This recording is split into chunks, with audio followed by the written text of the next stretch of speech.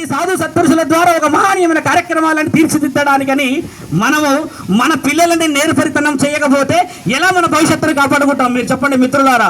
మేమైతే ఏ సభలోకి వచ్చినా సరే నేను చాలా అనర్గళంగా ఎందుకు మాట్లాడతానంటే, భవిష్యత్తు 25 సంవత్సరాల తర్వాత రోబో వచ్చి సంసారం చేస్తుందని నిర్ణయిస్తున్నాయి కొన్ని దేశాలు. దానికి ఒప్పుకుంటారా మీరందరూ? మనసు లేదా, అంతఃకరణ శుద్ధి లేదా, మన ఆత్మ లేదా, మన బలము లేదా, మన అమ్మా నాన్నలు మనకిచ్చిన రక్తపు మాంసపు ముద్రలో చలనం లేదా? ఎవడో రోబో వచ్చి మనకు నేర్పించాలా రీతి వైనమో?